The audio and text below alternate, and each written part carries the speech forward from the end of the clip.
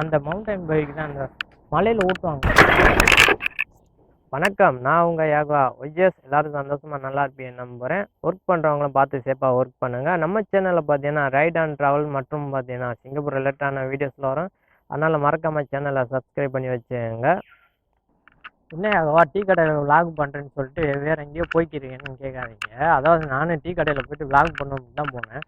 ஆனால் நீ சண்டேனால பார்த்தீங்கன்னா நம்ம மக்கள் கூட்டம்லாம் அங்கே அதிகம். அதனால் பார்த்தீங்கன்னா அங்கே சவுண்டு சரியான சவுண்டு. என்னாலே நான் டீயோடு சாப்பிட முடியல. அப்புறம் ஒரு அண்ணா தான் இருந்துச்சு, ஒரு வழி கொடுத்தாரு. அப்புறம் அங்கேருந்து சாப்பிட்டு அங்கே பார்த்தீங்கன்னா ரொம்ப சவுண்டு. நல்லா சரி ஓகே இங்கேருந்து சாப்பிட்டு விளாக் அப்புறம் எடுத்துக்கலான்னு சொல்லிட்டு நானும் கிளம்பி எப்படியே வந்து இருக்கேன்.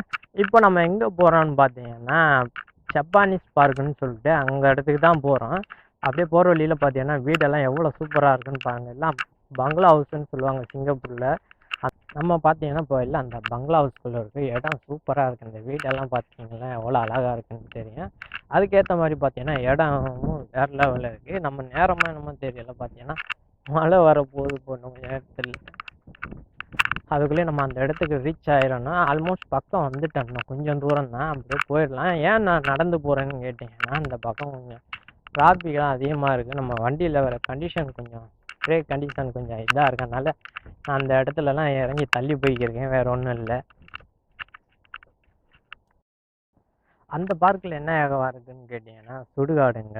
என்ன யாகவா சுடுகாடுன்னு சொல்லி பயமுறுத்தின்னு கேட்காதியா. அதாவது இது வந்து எப்படின்னா 1891 அந்த ஜப்பானீஸில் உள்ளவங்க கல்லறையும் அந்த வேர்ல்டு வார் 2ல் உள்ளவங்க கல்லறையும் அங்கே இருக்கிறதா சொல்லியிருக்காங்க. நான் அதுக்கு ஆல்மோஸ்ட் வந்துட்டேன். அந்த இடத்துல தான் நின்றுக்கிறேன். நான் உள்ளுக்குள்ளே போக உங்களுக்கு எப்படி இருக்குன்னு நம்ம அந்த இடத்துக்கு வந்துட்டாச்சு. அந்த இதில் பார்த்தீங்கன்னாலும் உங்களுக்கு தெரியும் அந்த ஜப்பானீஸ் ஏதோ கெமிஸ்ட்ரியா நம்ம பார்க்குன்னு சொல்லி போட்டுருக்காங்க. அது நமக்கு இங்கிலீஷ் சொல்லுங்க அவரில். அப்படியே உள்ளுக்குள்ளே வந்தேன்னா அந்த இடத்த கொஞ்சம் எனக்கு உள்ளுக்குள்ளே போக பயமாக இருக்குது. இருந்தாலும் ஒரு ஆள் இருக்காங்க, அதனால் அந்த துணிச்சலில் போய்க்கிருக்கேன். இங்கே பார்த்தீங்கன்னா எல்லாமே அந்த ஜப்பானீஸ் மொழியில் உள்ளதே இருக்குது. உங்களுக்கு இந்த எழுத்தெல்லாம் சரியாக தெரிஞ்சாலும் உங்களுக்கு அந்த லாங்குவேஜ் படிக்க முடியாது, ஏன்னா அது ஜப்பானீஸ் மொழி. அது உங்களுக்கு பார்த்தீங்கன்னாலே தெரியும். எல்லாமே அந்த கல்லறை தான் இருந்தது. இந்த கல்லறையெல்லாம் பார்த்தீங்கன்னா அந்த வேர்ல்டு வார் 2ல் உள்ளவங்க சண்டை போட்டவங்களது ஜப்பானிய கல்லறையும் அப்புறம் அந்த சண்டையில் உள்ளவங்க கல்லறையும் இங்கே இருக்கதா சொல்லியிருக்காங்க. நமக்கு நேரம் மழை வந்துடுச்சு. பார்த்தீங்கன்னா மழை வந்துடுச்சு. நான் மழை ஸ்டாப் ஆனோன்னே உங்களுக்கு அப்புறம் வீடியோ கண்டினியூ பண்ணுறேன். ஃபுல்லாகவே பார்த்தீங்கன்னா எல்லாமே கல்லறை தான். இது பின்னாடி ஒரு பெரிய வரலாறே இருக்குது போல இருக்குது.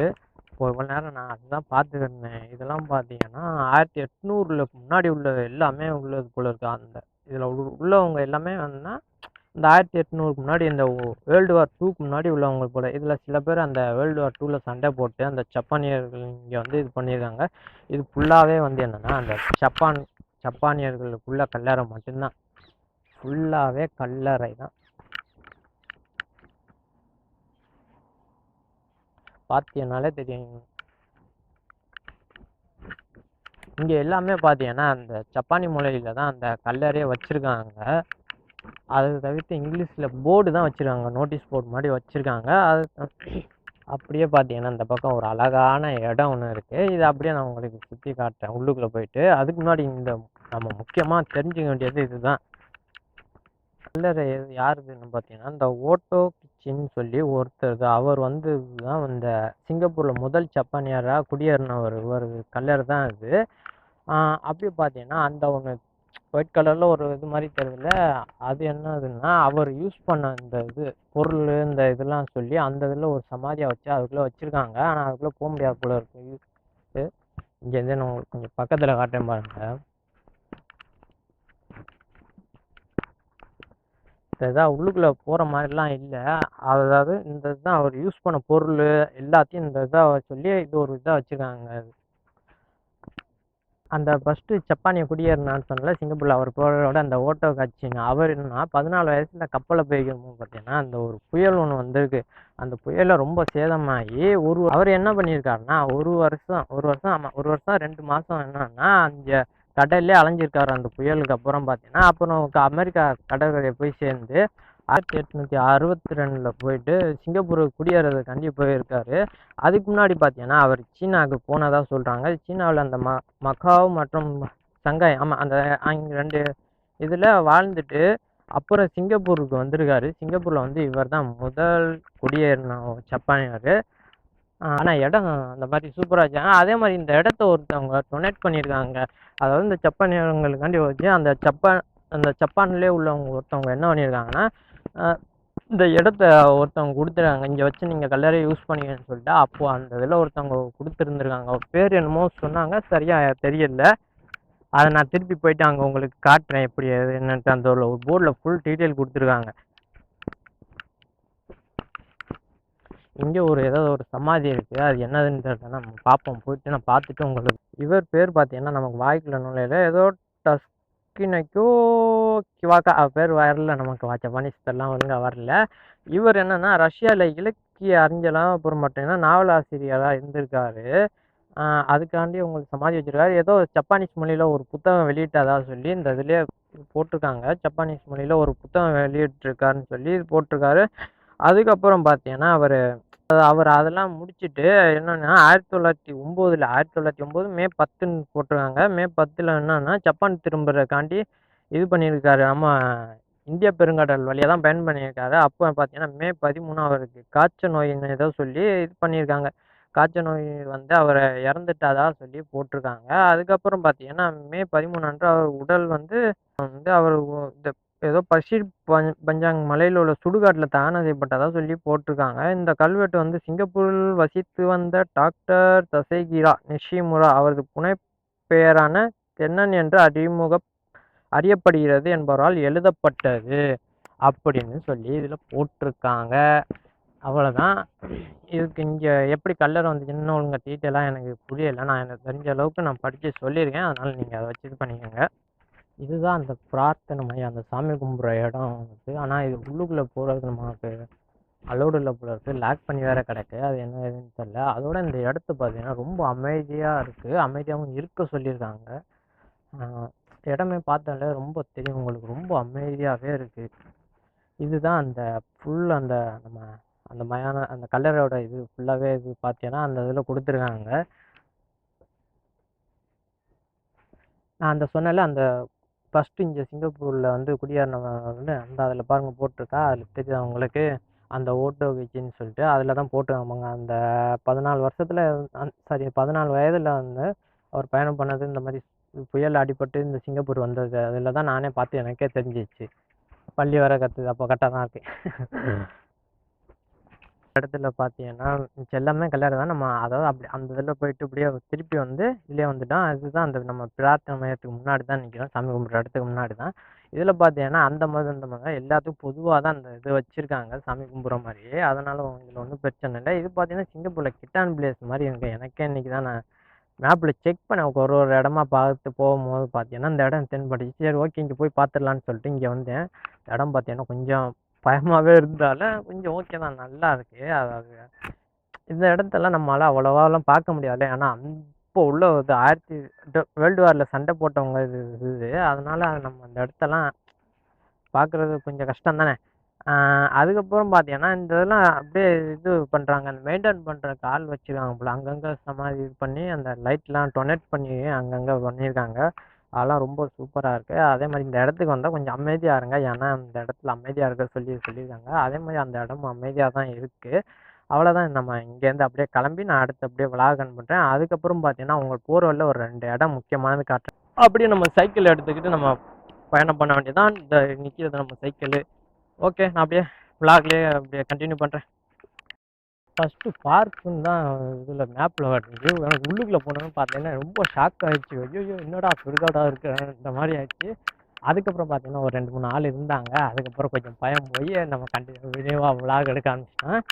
ஆனால் இடம் சூப்பராக இருந்துச்சு. இல்லை உங்களுக்கு பிடிச்சிருக்குன்னு நினைக்கிறேன். பிடிச்சிருக்கோம். 2-3 கார் வச்சுருக்காங்க. ஒரு வீட்டுக்கு குறையாமல் ஒரு 2 கார்னாலும் நிற்கிது. வீட்டுக்கு கார் இல்லாத வீடே மூலம் இங்கே இல்லை.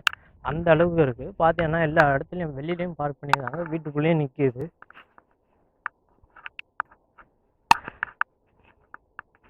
எந்த வழியாகவே போகிறோமா என்னன்னு தெரியல. மேப்பு நான் போட்டேன். நம்ம ஆப்போசிட் டைரெக்ஷனில் போகிற மாதிரி இருக்குதுன்னு நினைக்கிறேன்.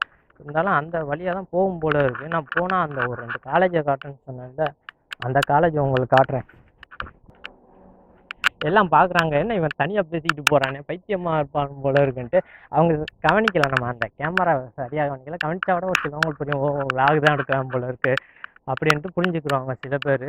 சில பேர் இவன் தனியாக புலம்பிட்டு போகிறான், பைத்தியமாக இருக்கும் போலன்னு நினச்சிட்டு விட்டுருவாங்க. இந்த கடையை பார்த்தீங்களப்பா, எல்லாம் அந்த பைக் ரேஸ் பண்ணுறக்குள்ள பைக்குங்க எல்லாமே சூப்பராக இருக்குது. எல்லா பைக்கும் எல்லாம் அந்த மவுண்டைன் பைக் தான், அந்த மலையில் ஓட்டுவாங்கல்ல அந்த மாதிரி பைக்கை.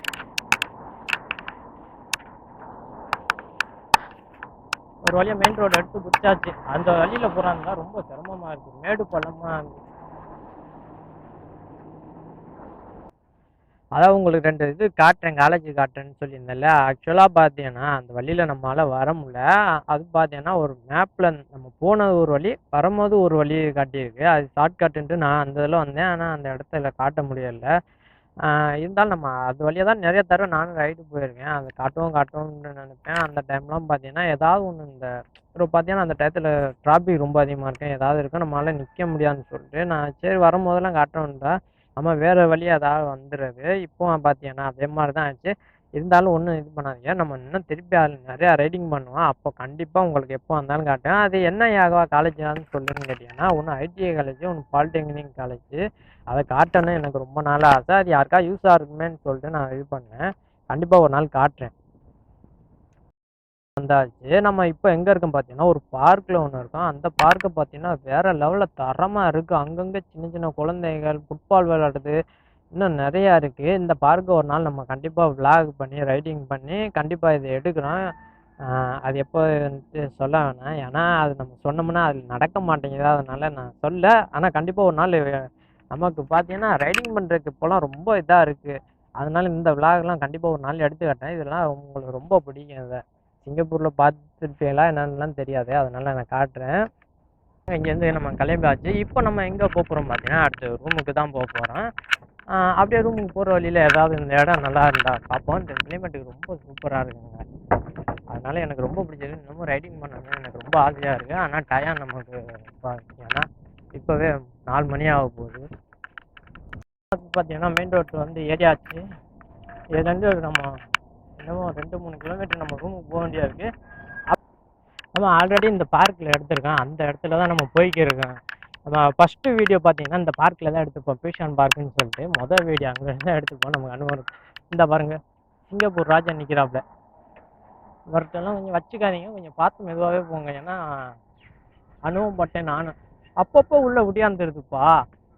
ரைடிங் நல்லா தான் போய்க்கிருக்கும் பார்த்தேன். நம்ம ரோட்டில் எது ஃப்ரீயாக இருக்கும் அந்த டைத்தில் பார்த்தீங்கன்னா நம்ம நார்மல் ஸ்பீடில் போய்க்கிருப்போம், டக்குன்னு உள்ளே வந்துடுது. அடையான்ற மாதிரி நமக்கு சோதனை இருக்கும். மழை பெய்யுது, மழை தூரிக்கிது. ஆல்ரெடி பார்த்தீங்கன்னா அந்த இடத்துல நல்லா மழை பெஞ்சிரும் போல. தண்ணியெல்லாம் பார்த்தீங்கன்னா சரியான இருக்குது. இப்போவே ஸ்டார்ட் ஆகிடுச்சிங்க. இப்போ நான் எங்கே போய் நிற்க போகிறேன் என்னன்னு தெரியல. உள்ளே போயிடும். உள்ளுக்குள்ளே அந்த பார்க்குக்குள்ளே போனோம்னா ஒரு இடத்துல இருக்குது, அந்த இடத்துல நின்ற வேண்டியதான், நின்றுட்டு போக வேண்டியதான். இந்த போகிறாப்ப ஓடிடு. ரொம்ப ஸ்பீடாக போக முடியாது. நம்ம பின்னாடி பார்த்தீங்கன்னா அந்த அந்த இது இல்லைங்க, மரக்காடை சொல்லுவாங்களா, ஆமாம் அந்த இது இல்லை. நம்ம வேகமாக போனோம், பின்னாடி உள்ள தண்ணியெல்லாம் நம்ம கட்டிக்கணும். ஐயோ வந்துட்டு அழுத்து போயிடா, எங்கேயாவது நின்றா.